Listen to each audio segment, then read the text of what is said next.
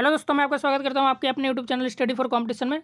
दोस्तों, इस चैनल पे आपको गवर्नमेंट एग्जाम से संबंधित सभी टॉपिक कवर कराए जाते हैं। तो अगर आप भी किसी गवर्नमेंट एग्जाम की तैयारी कर रहे हैं तो हमारे चैनल स्टडी फॉर कंपटीशन को जरूर सब्सक्राइब करें। तो फ्रेंड्स, जैसा कि आपको पता है कि सामान्य विज्ञान यानी जनरल साइंस के हम 1000 क्वेश्चनों की सीरीज चला रहे हैं।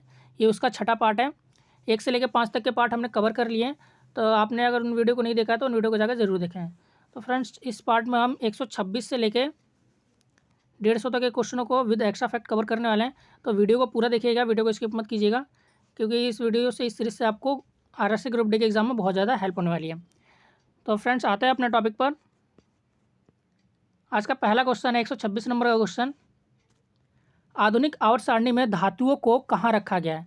तो दोस्तों याद रखिएगा, आधुनिक आवर्त सारणी में धातुओं को बाईं ओर रखा गया है। जो पीरियोडिक टेबल होता है, तो पीरियोडिक टेबल में कहाँ पर रखा जाता है धातुओं को? तो बाईं ओर रखा गया है। और इससे रिलेटेड एक क्वेश्चन और पूछता है कि आधुनिक आवर्त सारणी का निर्माण किसने किया था? तो फ्रेंड्स, आधुनिक आवर्त सारणी का निर्माण याद रखिएगा हेनरी मोजले के द्वारा किया गया था। और किस वर्ष में इन्होंने अपनी थ्योरी दी थी? तो फ्रेंड्स, वर्ष भी याद रखिएगा 1913 में आधुनिक आवर्त सारणी की थ्योरी दी थी हेनरी मोजले के द्वारा। तो आते हैं अपने अगले क्वेश्चन पर। 127 नंबर का क्वेश्चन। प्रजनन के लिए फूलों में आवश्यक अंग कौन से होता है? तो दोस्तों, प्रजनन के लिए फूलों में आवश्यक अंग जो होता है वो होता है स्त्री केसर और पुंकेसर और स्त्री केसर। तो दोनों अंग याद रखिएगा। जो पुंकेसर होता है ये नर होता है, यानी नर प्रजनन अंग होता है फूलों में। और जो स्त्री केसर होता है ये मादा प्रजनन अंग होता है। ठीक है फ्रेंड्स, तो दोनों याद रखिएगा। पुंकेसर नर प्रजनन अंग होता है और स्त्री केसर मादा प्रजनन अंग होता है फूलों में। और एक क्वेश्चन पूछता है एग्जाम में कि फूलों के अध्ययन को क्या कहा जाता है? फ्रेंड्स, तो याद रखिएगा, फूलों के अध्ययन को मैंने आपको कई बार बता रखा है कि फूलों के अध्ययन को एंथोलॉजी कहा जाता है। क्या कहा जाता है? एंथोलॉजी कहा जाता है। तो इसको भी याद रखिएगा। आते हैं अपने अगले क्वेश्चन पर। 128 नंबर का क्वेश्चन। इलेक्ट्रॉन की खोज किसने की थी? दोस्तों, इलेक्ट्रॉन की खोज जे थॉमसन के द्वारा की गई थी। तो इसकी एक ट्रिक है, तो इस ट्रिक को याद रखिएगा। इससे आप इलेक्ट्रॉन, प्रोटॉन और न्यूट्रॉन तीनों के खोजकर्ता के नाम बड़ी आसानी से याद रख सकते हैं। ट्रिक क्या है फ्रेंड्स? तो ईट पर नाच। ठीक है फ्रेंड्स, क्या है? ईट पर नाच। तो इसको याद रखिएगा। ई से क्या हो जाएगा? तो ई से इलेक्ट्रॉन। तो इलेक्ट्रॉन की खोज किसने की है? तो इलेक्ट्रॉन की खोज टी से थॉमसन के द्वारा की गई है। ठीक है फ्रेंड्स, तो इसको याद रखिएगा, इलेक्ट्रॉन की खोज थॉमसन के द्वारा की गई है। दूसरा क्या है? पर। तो पर में पी से क्या होगा फ्रेंड्स? तो पी से हो जाएगा प्रोटॉन। और आर से क्या हो जाएगा? तो आर से इसके खोज करता रदरफोर्ड। तो याद रखिएगा, पी से प्रोटॉन और आर से रदरफोर्ड हो जाएगा। और गोल्डस्टीन है, जो कि उनको भी प्रोटॉन की खोज के लिए श्रेय दिया जाता है। तो दोनों नाम याद रखिएगा, रदरफोर्ड और गोल्डस्टीन। अगर आपको एग्जाम में ऑप्शन में गोल्डस्टीन दिखेगा तो गोल्डस्टीन को भी आप टिक करेंगे। ठीक है फ्रेंड्स, अगला है नाच। एन से क्या हो जाएगा फ्रेंड्स? तो एन से होता है न्यूट्रॉन और चास हो जाएगा चैडविक। तो न्यूट्रॉन की खोज किसने की है? तो न्यूट्रॉन की खोज चैडविक के द्वारा की गई है। तो इस ट्रिक को याद रखिएगा। इस ट्रिक के माध्यम से आप बड़ी आसानी से इनके खोजकर्ताओं के नाम याद रख सकते हैं। इलेक्ट्रॉन की खोज किसने की है? तो थॉमसन के द्वारा। अगला क्वेश्चन है 129 नंबर का क्वेश्चन। किसके द्वारा रासायनिक ऊर्जा को विद्युत ऊर्जा में परिवर्तित किया जाता है? तो फ्रेंड्स, रासायनिक ऊर्जा को विद्युत ऊर्जा में परिवर्तित कौन करता है? तो याद रखिएगा, बैटरी करता है। बैटरी जो होता है उसके अंदर रासायनिक ऊर्जा भरी रहती है और उसका यूज़ हम किस लिए करते हैं? विद्युत ऊर्जा के लिए उसका प्रयोग करते हैं। तो ये रासायनिक ऊर्जा को विद्युत ऊर्जा में चेंज करता है बैटरी। और एक क्वेश्चन पूछा जाता है कि डायनोमो जो होता है वो किसको किस में चेंज करता है? तो याद रखिएगा, डायनोमो यांत्रिक ऊर्जा को किस में करेगा? यांत्रिक ऊर्जा को विद्युत ऊर्जा में चेंज करता है। ठीक है फ्रेंड्स, याद रखिएगा, मैकेनिकल ऊर्जा को इलेक्ट्रिक में चेंज कर देता है। तो डायनोमो किस में चेंज करता है? डायनोमो मैकेनिकल ऊर्जा को, यानी कि यांत्रिक ऊर्जा को विद्युत ऊर्जा में चेंज करता है। और ठीक इसका उल्टा, यानी कि विद्युत ऊर्जा को यांत्रिक ऊर्जा में कौन चेंज करता है? तो इलेक्ट्रिक को मैकेनिकल में वापस चेंज करता है विद्युत मोटर। ठीक है फ्रेंड्स, इसको याद रखिएगा, विद्युत मोटर। तो ये तीनों याद रखिएगा कि रासायनिक ऊर्जा को विद्युत ऊर्जा में बैटरी चेंज करता है, और जो मैकेनिकल ऊर्जा यानी यांत्रिक ऊर्जा को विद्युत ऊर्जा में कौन बदलता है? तो डायनोमो बदलता है। और विद्युत ऊर्जा को यांत्रिक ऊर्जा में विद्युत मोटर बदलता है। तो ये तीनों याद रखिएगा। आते हैं अगले क्वेश्चन पर। 130 नंबर का क्वेश्चन। मछली के हृदय में कितने कक्ष होते हैं? तो फ्रेंड, मछली के हृदय में 2 कक्ष होते हैं। इसको याद रखिएगा, मछली के हृदय में 2 कक्ष होते हैं। और इससे रिलेटेड और क्या क्वेश्चन पूछा जाता है कि इसके मछली के जो यकृत होता है उसमें कौन सा विटामिन संरक्षित रहता है। तो याद रखिएगा फ्रेंड, मछली के जो यकृत होता है उसमें विटामिन डी जो होता है वो स्टोरेज रहता है। तो इसको याद रखिएगा, एग्जाम में पूछा जाता है क्वेश्चन कि मछली के यकृत में कौन सा विटामिन पाया जाता है, तो मछली के यकृत में विटामिन डी पाया जाता है। और क्या पूछा जाता है फ्रेंड्स, तो और पूछा जाता है कि मनुष्य के हृदय में कितने कक्ष होते हैं। तो फ्रेंड जो हम मनुष्य होता है उसके हृदय में 4 कक्ष होते हैं, तो इसको याद रखिएगा। और जो पक्षी होते हैं उसके हृदय में कितने कक्ष होते हैं, तो पक्षी के हृदय में भी 4 कक्ष होते हैं। तो ये तीनों याद रखिएगा, मछली के हृदय में 2 कक्ष होते हैं और मनुष्य यानी मानव के हृदय में 4 कक्ष होते हैं और पक्षियों के हृदय में भी 4 कक्ष होते हैं। तो इससे रिलेटेड सारे फैक्ट याद रखिएगा। अगला क्वेश्चन है 131 नंबर का क्वेश्चन, गीले कचरे को खाद में परिवर्तित करने की प्रक्रिया को क्या कहा जाता है। तो फ्रेंड गीले कचरे को खाद में परिवर्तित करने की प्रक्रिया को कंपोस्टिंग कहा जाता है। तो इसको याद रखिएगा, कंपोस्टिंग होता है जिसमें कि गीले कचरे को खाद में परिवर्तित किया जाता है। अगला क्वेश्चन है, डीजल रेल इंजन कारखाना कहाँ पर स्थित है। तो फ्रेंड डीजल रेल इंजन कारखाना जो है ये वाराणसी के अंदर स्थित है। इसको याद रखिएगा, डीजल रेल इंजन कारखाना वाराणसी में स्थित है। और इससे रिलेटेड एक क्वेश्चन और पूछा जाता है कि जो रेल के डब्बे होते हैं, कोच होते हैं, वो कहाँ पर बनाए जाते हैं।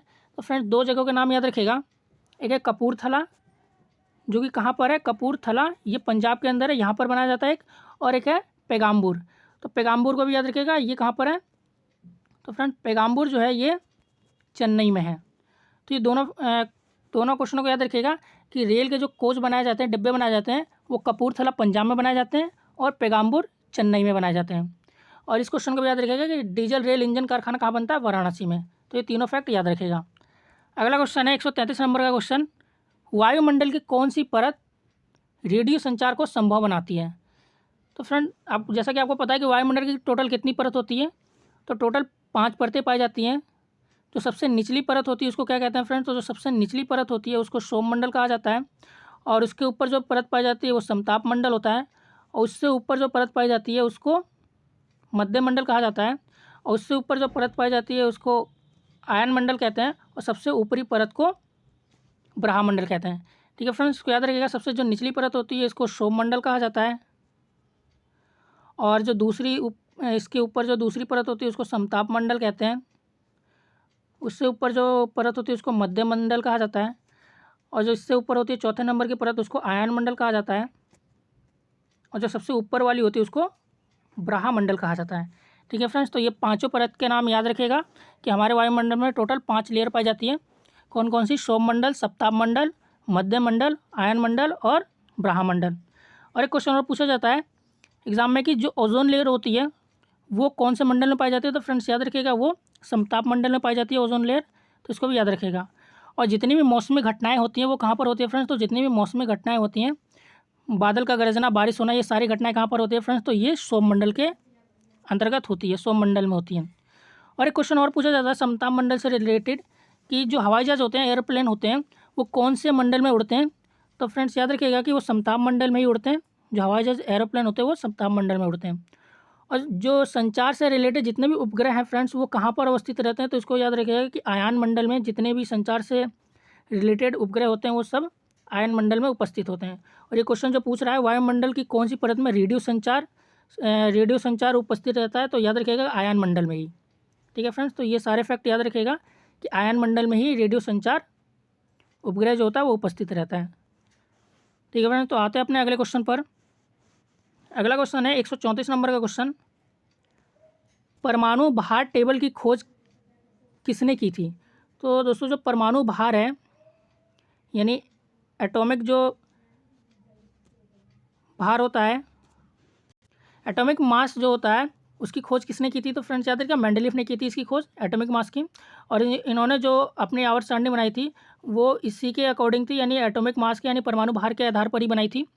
इन्होंने अपनी थ्योरी कब दी थी फ्रेंड्स, तो याद रखिएगा इन्होंने थ्योरी जो दी थी अपनी वो 1869 में दी थी। ठीक है फ्रेंड्स, इसको याद रखिएगा कब दी थी, 1869 में। तो ये सारे फैक्ट याद रखिएगा इससे रिलेटेड। आते हैं अपने अगले क्वेश्चन पर। 135 नंबर का क्वेश्चन, जीका वायरस किससे फैलता है। तो फ्रेंड्स जो जीका वायरस है ये एडिस मच्छर के काटने से फैलता है। तो इसको याद रखिएगा, जीका वायरस एडिस मच्छर के काटने से फैलता है। और एडिस मच्छर के काटने से एक और रोग फैलता है, इसको याद रखिएगा डेंगू। क्या कहा जाता है, डेंगू। ठीक है फ्रेंड्स, डेंगू भी एडिस मच्छर के ही काटने से फैलता है। और एग्जाम में क्वेश्चन पूछा जाता है कि मच्छर से काटने वाले रोग कौन कौन से होते हैं। तो फ्रेंड्स एक जीका वायरस हो गया, और दूसरा क्या हो गया, डेंगू हो गया। और क्या होता है फ्रेंड्स, तो एक होता है मलेरिया, इसको भी याद रखिएगा, मलेरिया ये भी मच्छर के काटने से ही फैलता है। और एक और रोग होता है चिकनगुनिया, तो इसको भी याद रखिएगा, चिकनगुनिया जो है ये भी मच्छर के काटने से फैलता है। तो ये चारों रोगों का नाम याद रखिएगा, जीका वायरस, डेंगू, मलेरिया और चिकनगुनिया, ये चारों रोग मच्छर के काटने से फैलते हैं। ठीक है फ्रेंड्स, तो आते हैं अपने अगले क्वेश्चन पर। 136 नंबर का क्वेश्चन, आलू चिप्स के पैकेजिंग में किस गैस का प्रयोग किया जाता है। तो जो चिप्स का पैकेट खरीदते हैं उसके अंदर जो गैस भरी होती है कौन सी गैस होती है फ्रेंड्स, तो याद रखिएगा नाइट्रोजन गैस भरी जाती है उसके अंदर। आलू चिप्स के पैकेजिंग में नाइट्रोजन गैस भरी जाती है। ठीक है फ्रेंड्स, इससे रिलेटेड एक क्वेश्चन और पूछेगा कि नाइट्रोजन गैस वायुमंडल में कितना प्रतिशत पाया जाता है। तो फ्रेंड्स याद रखिएगा कि नाइट्रोजन गैस जो होता है वायुमंडल में 78% होता है, तो इसको भी याद रखिएगा। आते हैं अपने अगले क्वेश्चन पर, किस धातु को चाकू से काटा जा सकता है। तो फ्रेंड जो चाकू से काटे जाने वाले धातु होते हैं वो कौन से होते हैं, सोडियम होता है, और इसके साथ एक और होता है पोटेशियम। तो इसको भी याद रखिएगा कि सोडियम और पोटेशियम, ये जो दोनों धातु होते हैं सोडियम और पोटेशियम, इनको चाकू से काटा जा सकता है, तो दोनों को याद रखिएगा। और एक और क्वेश्चन पूछा जाता है इससे रिलेटेड कि सोडियम को कहाँ पर रखा जाता है। तो फ्रेंड्स याद रखिएगा, सोडियम को मिट्टी के तेल यानी कि केरोसिन के तेल में डुबोकर रखा जाता है। कहाँ पर रखा जाता है, तो केरोसिन के तेल में इसको डुबोकर रखा जाता है। और क्यों रखा जाता है इसको केरोसिन के तेल में डुबोकर, क्योंकि जो सोडियम होता है फ्रेंड्स ये ऑक्सीजन और नमी के साथ रिएक्ट कर लेता है, इसलिए इसको ऑक्सीजन और नमी से बचाने के लिए केरोसिन के तेल में डुबोकर रखा जाता है। और पीरियोडिक टेबल में सोडियम का परमाणु क्रमांक कितना होता है फ्रेंड्स, तो याद रखिएगा इसका परमाणु क्रमांक जो होता है वो 11 होता है। आते हैं अपने अगले क्वेश्चन पर, 138 नंबर का क्वेश्चन, लाल चींटी में कौन सा अम्ल पाया जाता है। तो फ्रेंड लाल चींटी जो होती है उसके अंदर फार्मिक अम्ल पाया जाता है, इसको याद रखिएगा। कौन सा अम्ल पाया जाता है, फार्मिक अम्ल पाया जाता है। इससे रिलेटेड और भी क्वेश्चन पूछे जाते हैं कि खट्टे फलों में कौन से अम्ल पाया जाता है। तो फ्रेंड्स याद रखिएगा जो खट्टे फल होते हैं उसमें सिट्रिक अम्ल पाया जाता है। कौन से अम्ल पाए जाते हैं इसमें, तो इसमें सिट्रिक अम्ल पाए जाते हैं। और अंगूर में कौन सा अम्ल पाया जाता है फ्रेंड्स, तो याद रखिएगा अंगूर में टार्ट्रिक अम्ल पाया जाता है। ठीक है फ्रेंड, टार्ट्रिक जो अम्ल होता है वो कहाँ पाया जाता है, तो अंगूर में पाया जाता है। और इमली में भी टार्ट्रिक अम्ल पाया जाता है। जो खट्टे फल होते हैं जैसे अंगूर हो गया और इमली हो गया, इनमें टार्ट्रिक अम्ल पाया जाता है। और बाकी जितने भी खट्टे फल है जैसे कि संतरा हो गया और भी जो खट्टे फल होते हैं उनके अंदर कौन से अम्ल पाया जाते हैं, तो सिट्रिक अम्ल पाया जाता है। ठीक है फ्रेंड्स, और एक और क्वेश्चन पूछता है कि सेब के अंदर कौन सा अम्ल पाया जाता है। तो फ्रेंड्स याद रखिएगा सेब के अंदर मौलिक अम्ल पाया जाता है। कौन सा अम्ल पाया जाता है फ्रेंड्स, तो मौलिक अम्ल पाया जाता है सेब के अंदर। तो ये सारे फैक्ट याद रखिएगा। आते हैं अपने अगले क्वेश्चन पर, 139 नंबर का क्वेश्चन, लेंस किससे बना होता है। तो दोस्तों जो लेंस होता है किससे बना होता है, फ्लिंट कांच से बना होता है, इसको याद रखिएगा। लेंस किससे बना होता है, फ्लिंट कांच से बनाता है। और फ्लिंट कांच का यूज़ कहाँ किया जाता है फ्रेंड्स, तो याद रखिएगा जो फ्लिंट कांच होता है इसका प्रयोग दूरबीन में यानी दूरबीन बनाने में किया जाता है, और जो कैमरे होते हैं कैमरे बनाने में भी इसी का ही प्रयोग किया जाता है। ठीक है फ्रेंड्स, तो याद रखिएगा दूरबीन में और कैमरा बनाने में फ्लिंट कांच का प्रयोग किया जाता है। और एक क्वेश्चन और पूछा जाता है इससे रिलेटेड कि धूप वाले चश्मे में किस लेंस का प्रयोग किया जाता है, किस कांच का प्रयोग किया जाता है फ्रेंड्स। तो जो धूप वाले चश्मे होते हैं उसमें क्रुक्स कांच का प्रयोग किया जाता है। किसका प्रयोग किया जाता है, क्रुक्स ग्लास का प्रयोग किया जाता है धूप वाले चश्मे बनाने के लिए। ठीक है फ्रेंड्स, तो ये सारे फैक्ट याद रखिएगा। आते हैं अपने अगले क्वेश्चन पर, 140 नंबर का क्वेश्चन है, ब्लड कैंसर को आमतौर पर किस नाम से जाना जाता है। तो फ्रेंड्स याद रखिएगा ब्लड कैंसर को ल्यूकेमिया के नाम से जाना जाता है। ब्लड कैंसर को ल्यूकेमिया के नाम से जाना जाता है। और इससे रिलेटेड एक क्वेश्चन और पूछा जाता है कि ब्लड कैंसर के लिए आमतौर पर कौन सी थेरेपी की जाती है। फ्रेंड ब्लड कैंसर के लिए कीमोथेरेपी की जाती है। ठीक है फ्रेंड्स, इसको याद रखिएगा, कीमोथेरेपी की जाती है ब्लड कैंसर के इलाज के लिए, तो इसको याद रखिएगा। आते हैं अपने अगले क्वेश्चन पर। अगला क्वेश्चन है, फाउंटेन पेन का आविष्कार किसने किया था। तो दोस्तों फाउंटेन पेन का आविष्कार वाटरमैन के द्वारा किया गया था। और कब किया गया था फ्रेंड्स, तो इसको याद रखिएगा 1884 में फाउंटेन पेन का आविष्कार किया गया था। किसके द्वारा, वाटरमैन के द्वारा। ठीक है फ्रेंड्स, फाउंटेन पेन का आविष्कार कब किया गया था, वाटरमैन के द्वारा वर्ष 1884 में किया गया था। आते हैं अपने अगले क्वेश्चन पर, 142 नंबर का क्वेश्चन है, लाल ग्रह के नाम से किसे जाना जाता है। तो फ्रेंड्स जो लाल ग्रह के नाम से मंगल ग्रह को जाना जाता है, इसको याद रखिएगा। लाल ग्रह के नाम से किसको जाना जाता है, तो मंगल ग्रह को जाना जाता है। और नीला ग्रह किसको कहा जाता है फ्रेंड्स? तो नीला ग्रह कहा जाता है पृथ्वी को कहा जाता है नीला ग्रह। और फ्रेंड्स पीला ग्रह किसको कहा जाता है? तो याद रखिएगा पीला ग्रह जो होता है यह बृहस्पति को कहा जाता है। ठीक है फ्रेंड्स, पीला ग्रह किसको कहा जाता है? तो पीला ग्रह बृहस्पति को कहा जाता है। और एक क्वेश्चन और पूछा जाता है कि हरा ग्रह किसको कहा जाता है फ्रेंड्स? तो हरा ग्रह अरुण को कहा जाता है, जो कि 7वें नंबर का ग्रह है। ये अरुण को हरा ग्रह कहा जाता है। ठीक है फ्रेंड्स, तो ये सारे रिलेटेड फैक्ट याद रखिएगा। आते हैं अपने अगले क्वेश्चन पर। 143 नंबर का क्वेश्चन, साधारण नमक का रासायनिक सूत्र क्या होता है? तो फ्रेंड्स जो साधारण नमक होता है उसका रासायनिक सूत्र NaCl होता है। ठीक है फ्रेंड्स, तो इसका जो रासायनिक नाम होता है वो क्या होता है फ्रेंड्स? तो याद रखिएगा सोडियम क्लोराइड होता है। इसका रासायनिक नाम क्या होता है? सोडियम क्लोराइड होता है। तो इसको भी याद रखिएगा, इसका रासायनिक नाम सोडियम क्लोराइड। और रासायनिक सूत्र क्या होता है? तो रासायनिक सूत्र NaCl होता है। ठीक है फ्रेंड्स, तो आते हैं अपने अगले क्वेश्चन पर। 144 नंबर का क्वेश्चन, जब किसी वस्तु को पानी में डूबती है तो ऊपर की ओर लगने वाला बल क्या कहलाता है? तो फ्रेंड जब भी कोई वस्तु पानी के अंदर डुबो जाती है तो नीचे से एक बल लगता है जो कि उसको ऊपर की ओर ढकेलता है। तो उस बल को क्या कहा जाता है फ्रेंड्स? तो याद रखिएगा उसको उत्प्लावन बल कहा जाता है। एग्जाम्पल के लिए, अगर आपके पास कोई गेंद है या बॉल है तो उसको पानी भरी बाल्टी में नीचे अगर उसको ढकेलेंगे तो उस नीचे से ऊपर की ओर एक बल लगता है। आपने देखा होगा कि जब आप बॉल को वापस छोड़ देंगे नीचे डुबोकर तो बॉल वापस ऊपर आकर सतह पर तैरने लगती है। तो किस वजह से ऊपर आ जाती है? तो फ्रेंड्स याद रखिएगा कि उत्प्लावन बल लगता है उसको ऊपर लाने में। तो इसको याद रखिएगा कि कोई भी वस्तु जो पानी में डूब रही होती है तो उसको ऊपर की ओर लगने वाले बल को क्या कहा जाता है? उत्प्लावन बल कहा जाता है। अगला क्वेश्चन है 145 नंबर का क्वेश्चन, ईमेल के खोजकर्ता कौन थे? तो फ्रेंड्स ईमेल के खोजकर्ता जो थे वो BA शिवा यदुरई थे। ठीक है फ्रेंड्स, इसको याद रखिएगा कि ईमेल के खोजकर्ता थे BA शिवा यदुरई। फ्रेंड्स इसकी खोज कब की थी? तो इसकी जो खोज की गई थी वर्ष 1978 में की गई थी। ठीक है फ्रेंड्स, तो ईयर भी याद रखिएगा, एग्जाम में ईयर भी पूछता है कि ईमेल की खोज कब की गई थी। वर्ष 1978 में की गई थी। किसने की थी? तो BA शिवा यदुरई ने की थी। आते हैं अपने अगले क्वेश्चन पर। 146 नंबर का क्वेश्चन, टीबी की बीमारी से बचाव के लिए कौन सा टीका लगाया जाता है? तो फ्रेंड्स याद रखिएगा टीबी की बीमारी से बचाव के लिए BCG का टीका लगाया जाता है। इसकी फुल फॉर्म क्या होती है फ्रेंड्स? तो इसकी फुल फॉर्म जो होती है बैसिलस कैलमेटे-ग्यूरिन होती है।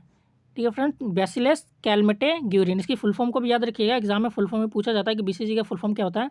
Bacillus Calmette-Guérin. इसको क्यों लगाया जाता है? तो टीबी की बीमारी से बचाव के लिए BCG का टीका लगाया जाता है। ठीक है फ्रेंड्स, तो आते हैं अपने अगले क्वेश्चन पर। 147 नंबर का क्वेश्चन, सौर मंडल में सबसे बड़ा उपग्रह कौन सा है? तो फ्रेंड्स याद रखिएगा सौर मंडल में सबसे बड़ा उपग्रह गैनीमेड है। ये किसका उपग्रह होता है? तो फ्रेंड्स याद रखिएगा ये बृहस्पति का उपग्रह है। जो गैनीमेड है ये बृहस्पति का उपग्रह है। ये तो सबसे बड़ा उपग्रह हो गया। सबसे छोटा उपग्रह पूछेगा तो फ्रेंड्स याद रखिएगा डिमोस होता है सबसे छोटा उपग्रह, डिमोस होता है। और ये किसका उपग्रह होता है? तो फ्रेंड्स ये मंगल ग्रह का उपग्रह होता है डिमोस। ये सबसे छोटा उपग्रह है।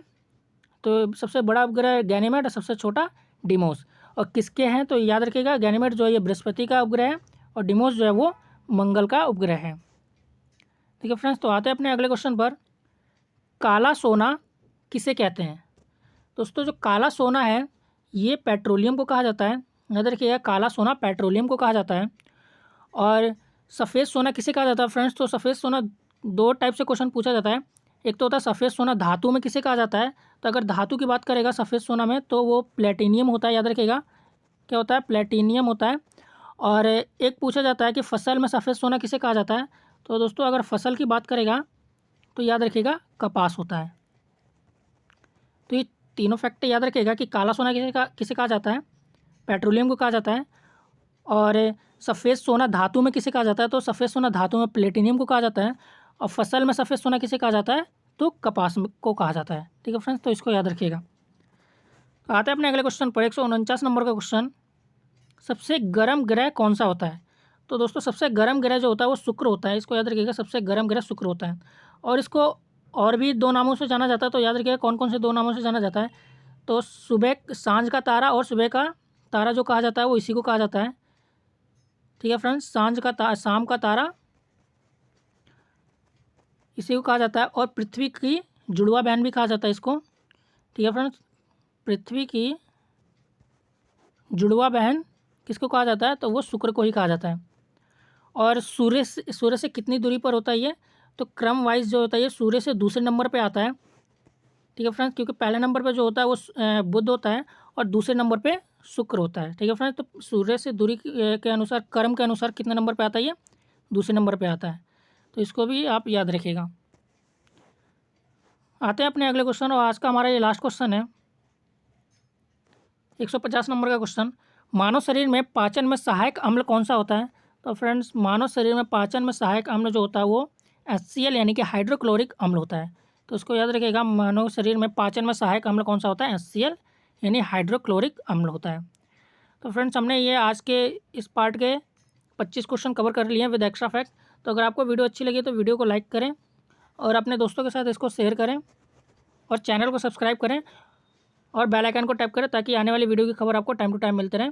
तो फ्रेंड्स, मिलते हैं अपनी अगली वीडियो में नए क्वेश्चनों के साथ।